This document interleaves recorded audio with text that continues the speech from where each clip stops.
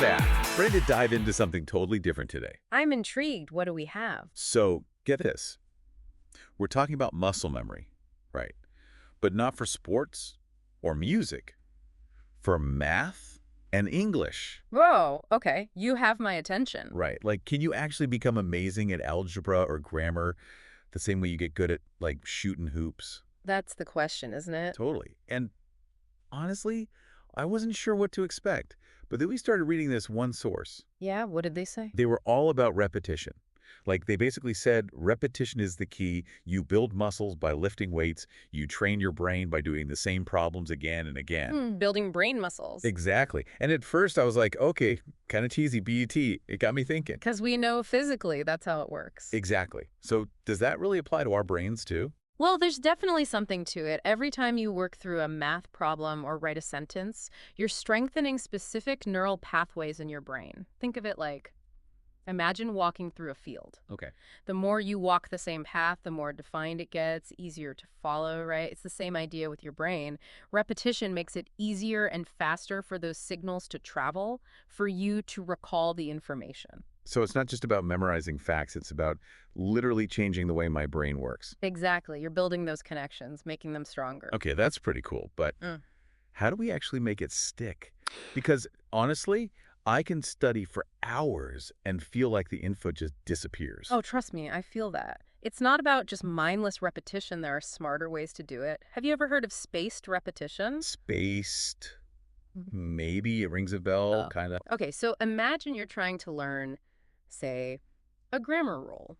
Instead of cramming it in the night before, you review it a few times that day, then again the next day, then maybe a few days later.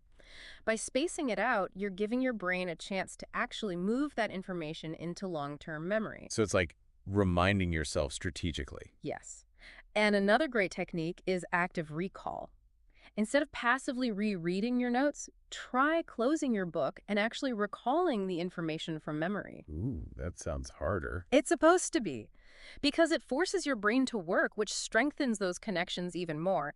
Plus, it helps you see what you actually know versus what you just think you know. That's so true. I've totally tricked myself into thinking I knew something just because I'd read it a bunch of times. Exactly. Okay, so we've got repetition, spaced repetition, active recall. Anything else we should add to our brain training routine? Variety. Don't just stick to the same types of problems. The more ways you can challenge your brain to use that information, the better. Think of it like if you were only doing bicep curls at the gym. You'd have amazing biceps, but that's about it. Exactly. You got to work those brain muscles from all angles. Love it. How Okay, about- but I gotta ask, is this all just about memorization? Like, will I actually understand the concepts deeply? The age-old question. It's not just about becoming a robot who can spit out formulas or grammar rules. It's about fluency, which leads to a deeper understanding. How so? Think about a musician. They might memorize scales on their instrument, but the real magic happens when they don't even have to think about it anymore. Because then they can just play. Right. And that's when they can focus on the artistry, the emotion, the deeper levels of the music. It's the same with math and English, really any subject. When those fundamental skills become second nature, your brain is freed up for the really cool stuff. So instead of getting bogged down in the basics, I can actually start, like, using that knowledge creatively. Exactly. It's about building a strong foundation so you can soar. I like that. Yeah. It makes you wonder what else we could learn this way. Imagine learning languages this way, or coding. Right. The possibilities are kind of mind-blowing. Totally. It's like a whole new way to think about learning. Mm-hmm. Well, there you have it, listeners.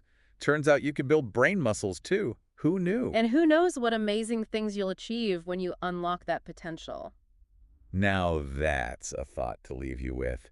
Thanks for joining us for this deep dive, everyone. We'll see you next time.